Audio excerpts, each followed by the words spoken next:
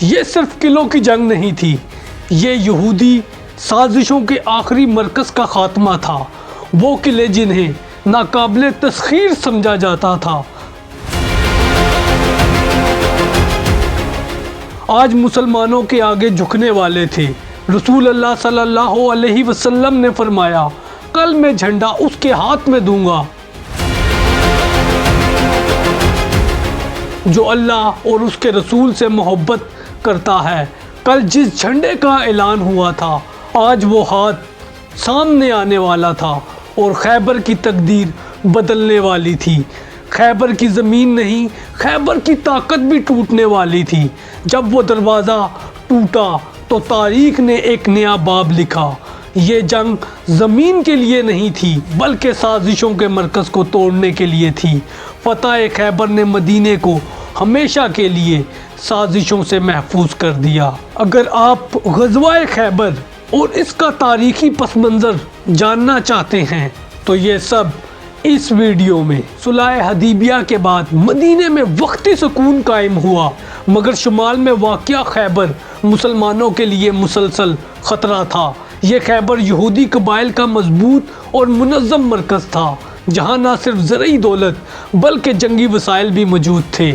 یہی وہ لوگ تھے جنہوں نے غزوہ احزاب میں مسلمانوں کے خلاف قریش اور غطفان کو اکسانے میں مرکزی کردار ادا کیا تھا۔ خیبر کے قلعے صرف دفاعی مراکز نہیں تھے بلکہ سیاسی و اقتصادی طاقت کے مراکز بھی تھے۔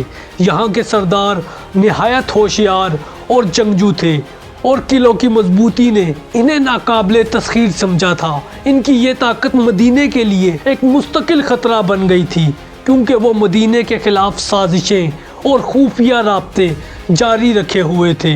رسول اللہ صلی اللہ علیہ وسلم نے صبر، حکمت اور مشاورت کے بعد فیصلہ کیا کہ خیبر کو مسلمانوں کے زیر کنٹرول لایا جائے تاکہ مدینے کے اطراف میں کوئی بھی خطرہ باقی نہ رہے۔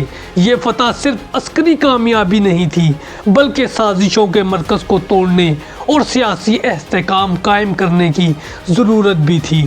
اس ساری صورتحال میں اسلامی لشکر نے اس منصوبے کو عملی جامہ پہنانے کا ارادہ کیا۔ فتح خیبر یا خیبر کو فتح کرنا محض ایک قلعے کی جنگ نہیں تھی بلکہ مدینہ اور اسلامی ریاست کے لیے مستقل تحفظ حاصل کرنے کی حکمت عملی تھی، جس میں صبر، قیادت اور منظم پیش قدمی کی ضرورت بھی تھی۔ جب اسلامی لشکر مدینے سے روانہ ہوا تو اس کی قیادت خود رسول اللہ صلی اللہ علیہ وسلم کر رہے تھے۔ راستہ اس طرح منتخب کیا گیا کہ خیبر کے یہودیوں کو خبر نہ ہو اور مسلمانوں کی حرکت اچانک اور فیصلہ کن لگے۔ تقریباً 3000 صحابہ کرام لشکر میں شامل تھے۔ ہر صف میں نظم و ضبط اور حوصلہ واضح تھا۔ مسلمانوں کی پیش قدمی محتاط اور حکمت کے مطابق تھی۔ راستے میں زرعی زمینوں، پہاڑیوں اور دیواروں کو عبور کیا گیا تاکہ خیبر کے قلعے تک پہنچتے دشمن کو وقت پر رد عمل کا موقع نہ ملے۔ اسی دوران ہر فوجی اپنی جگہ پر مستقل تربیت اور حوصلہ برقرار رکھے ہوئے تھا۔ جب لشکر اسلام خیبر کے نزدیک پہنچا تو صبح کے وقت پہاڑوں سے مسلمان ایک منظم صف میں خیبر کی طرف بڑھ رہے تھے۔ یہ واضح تھا کہ یہ روانگی صرف سفر نہیں بلکہ تاریخی فیصلہ کن مارکے کی تیاری بھی تھی۔ قلعہ نعام خیبر کا سب سے پہلا قلعہ تھا جس پر مسلمانوں نے حملہ کیا، کیونکہ یہ باقی قلعوں کی دفاعی کنجی سمجھا جاتا تھا۔ رسول اللہ صلی اللہ علیہ وسلم کی قیادت میں لشکر منظم انداز میں قلعے کے قریب پہنچا۔ دشمن نے بلند فصیلوں سے تیر اندازی شروع کی، لیکن مسلمان اپنی صفیں مضبوط اور منظم رکھتے ہوئے مسلسل آگے کی طرف بڑھتے رہے۔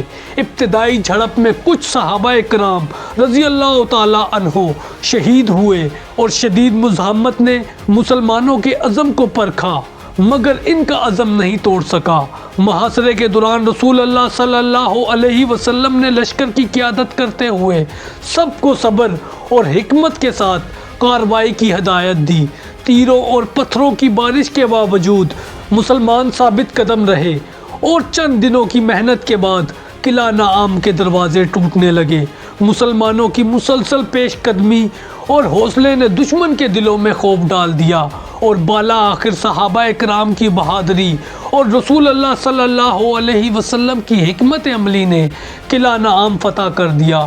یہ فتح خیبر کے دیگر قلعوں کی جانب پہلا قدم تھی جس نے دشمن کی نفسیاتی طاقت کو پہلے ہی دبوچ دیا تھا۔ قلعہ نعام کی فتح نے یہ واضح کر دیا کہ اب خیبر کے دیگر قلعے بھی الگ تھلگ نہیں رہیں گے اور مسلمانوں کی پیش قدمی مسلسل جاری رہے گی۔ اس فتح کے ساتھ ہی اسلام کی قیادت کی حکمت اور صحابہ کرام کی بہادری ایک بار پھر تاریخ میں درج ہو گئی۔ اس کے بعد مسلمانوں نے پیش قدمی کو جاری رکھا اور قلعہ قموس کی طرف بڑھے۔ قلعہ قموس خیبر کا سب سے مضبوط اور اہم قلعہ تھا جسے بنو ابی الحقیق کے سردار قابو میں رکھے ہوئے تھے۔ یہ قلعہ نہ صرف مضبوط فصیلوں اور گہرے خندقوں کے لیے مشہور تھا بلکہ یہاں بھاری ہتھیار، زرخیز اناج کے ذخائر اور تربیت یافتہ جنگجو بھی موجود تھے۔ قلعہ نعام کی فتح کے بعد مسلمانوں کی نظریں اگلے بڑے مرکز پر تھی اور یہی مرحلہ خیبر کی فتح کا فیصلہ کن نقطہ بھی تھا۔ رسول اللہ صلی اللہ علیہ وسلم نے لشکر کو محاصرے کا حکم دیا۔ تاریخی روایات کے مطابق اس قلعے کا محاصرہ تقریباً 10 سے 14 دن جاری رہا۔ یہ دن مسلمانوں کے لیے سخت آزمائش کے تھے کیونکہ قلعہ بلند پہاڑی پر واقع تھا، رسد سے بھرپور تھا اور دشمن شدید مزاحمت کر رہا تھا۔ ابتدائی دنوں میں مسلمانوں کی جانب سے براہ راست حملے کیے گئے مگر مضبوط فصیلوں اور مسلسل تیر اندازی کے باعث فیصلہ کن کامیابی نہ مل سکی۔ روزانہ محدود جھڑپیں ہوتی، کبھی مسلمانوں کو پسپا ہونا پڑتا، کبھی دشمن اندر سمٹ جاتا مگر قلعہ فتح نہ ہو پاتا۔ بعض روایات کے مطابق پہلے چند دنوں میں مختلف صحابہ کی قیادت میں حملے کیے گئے لیکن اللہ نے فتح کو مؤخر رکھا۔ اسی مسلسل محاصرے اور سخت حالات کے دوران ایک رات رسول اللہ صلی اللہ علیہ وسلم نے فرمایا، کل میں علم ایسے شخص کو دوں گا جس کے ہاتھ پر اللہ فتح عطا فرمائے گا اور وہ اللہ اور اس کے رسول سے محبت بھی کرتا ہوگا اور اللہ اور اس کا رسول اس سے بھی محبت کرتے ہیں۔ اگلے دن یہ علم حضرت علی رضی اللہ تعالی عنہ کو دیا گیا اور یہی لمحہ قلعہ قموس کے محاصرے کا فیصلہ کن موڑ ثابت ہوا۔ اس کے بعد حضرت علی رضی اللہ تعالی عنہ نے نہ صرف دل و جان سے محاصرے میں حصہ لیا بلکہ دشمن کے ہتھیاروں اور مورچوں کے سامنے بہادرانہ حملے کیے۔ روایت ہے کہ حضرت علی رضی اللہ تعالی عنہ نے دروازے پر پہنچ کر اپنی تلوار کے ایک ضرب سے قلعے کے مضبوط دروازے کو کھوکھلا کر دیا اور یوں فتح کا راستہ مسلمانوں کے لیے کھل گیا۔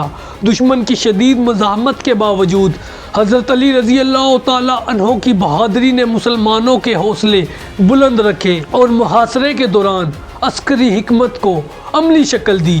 حضرت علی نے نہ صرف دشمن کے مورچوں میں دراڑیں پیدا کی بلکہ قلعے کے اندرونی دفاع کو بھی غیر مؤثر کر دیا جس کے نتیجے میں بنو ابی الحقیق نے مزاحمت ترک کر دی اور قلعہ مسلمانوں کے ہاتھ میں آ گیا۔ قلعہ قموس کی فتح نے خیبر کی دفاعی طاقت کو ایک بڑے دھچکے سے دوچار کیا اور باقی قلعوں کی باری آسان کر دی۔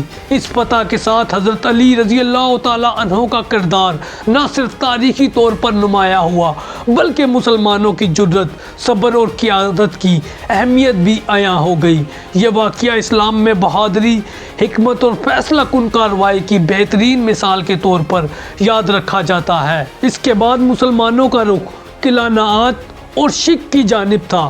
یہ دونوں قلعے خیبر کے درمیانی قلعے تھے جو ایک دوسرے کے قریب تھے اور مشترکہ دفاعی نظام بھی رکھتے تھے۔ ان قلعوں میں دشمن کی باقی بچی ہوئی فوج اور ذخائر بھی موجود تھے۔ رسول اللہ صلی اللہ علیہ وسلم نے لشکر کو منظم انداز میں ان دونوں قلعوں کا محاصرہ کرنے کا حکم دیا۔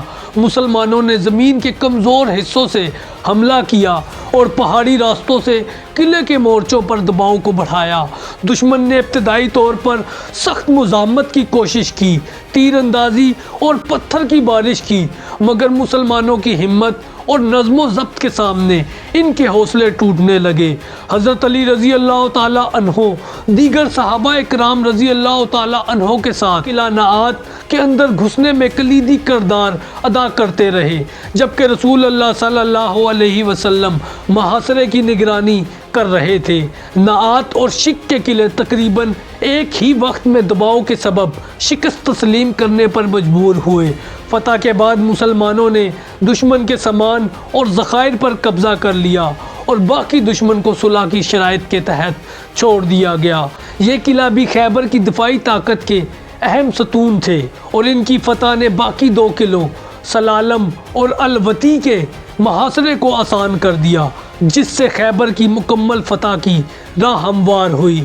نعات اور شک کی فتح کے بعد اب مسلمان مستحکم انداز سے آگے بڑھتے ہوئے قلعہ سلالم اور الوطی کی طرف پیش قدمی شروع کی۔ قلعہ سلالم اور الوطی خیبر کے مضبوط اور آخری قلعے تھے جو باقی دو قلعوں کی طرح ایک دوسرے کے قریب اور مضبوط دفاعی نظام رکھتے تھے۔ قلعہ نعات اور شک کی فتح کے بعد دشمن کی نفسیاتی طاقت تقریباً ختم ہو چکی تھی اور باقی لڑنے والے جنگجو نہ پہلے جیسے پرعزم تھے نہ ہی وسائل میں کافی تھے۔ رسول اللہ صلی اللہ علیہ وسلم نے لشکر کو منظم انداز میں دونوں قلعوں کے محاصرے کا حکم دیا۔ مسلمانوں نے پہاڑوں اور زمین کے کمزور حصوں سے دباؤ بڑھایا اور قلعے کے اندر محدود دشمن کو مسلسل پریشان رکھا۔ تیر اندازی اور پتھروں کی بارش کے باوجود مسلمانوں نے اپنی صفیں مضبوط رکھی۔ صحابہ کرام کی بہادری اور نظم و ضبط کے باعث دشمن کے مورچے اندر ہی اندر کمزور پڑ گئے۔ حضرت علی رضی اللہ تعالیٰ عنہ اور دیگر صحابہ کرام نے فیصلہ کن حملے کیے، جس سے دشمن شکست قبول کرنے پر مجبور ہوا اور بالا آخر سلالم اور الوطی کے دروازے کھول دیے گئے۔ دشمن نے مزید مزاحمت ترک کر دی اور فتح کے بعد مسلمانوں نے قلعے کے وسائل اور ذخائر پر قبضہ کر لیا۔ تاہم مسلمانوں نے عدل و حکمت کے تحت باقی دشمن کو نقصان پہنچائے بغیر صلح کی شرائط طے کی، جس میں پیداوار کا حصہ دینے کا انتظام بھی شامل تھا۔ دوستو، یوں خیبر کے تمام قلعے جو برسوں تک ناقابل تسخیر سمجھے جاتے تھے، ایک ایک کر مسلمانوں کے قبضے میں آ گئے۔ یہ فتح صرف تلوار کی کامیابی نہیں تھی، بلکہ قیادت، حکمت اور صبر اور منظم عسکری منصوبہ بندی کی فتح تھی۔ خیبر کی مکمل فتح نے اسلامی ریاست کو شمالی خطرات سے مستقل تحفظ دیا اور تاریخ میں ایک ناقابل فراموش باب قائم ہوا۔ فتح خیبر کے بعد مسلمانوں نے عدل و حکمت کے اصولوں کے مطابق قلعوں کے باقی رہ جانے والے جنگجوؤں کے ساتھ صلح کی۔ یہودیوں کو نقصان پہنچائے بغیر قلعے کی زمینیں مسلمانوں کے قبضے میں آئیں اور وہ پیداوار کے بدلے کسان کے طور پر کام کرتے رہے۔ اس اقدام نے نہ صرف دشمن کی مزاحمت ختم کی، بلکہ اسلامی ریاست کی اخلاقی اور سیاسی برتری کو بھی واضح کیا۔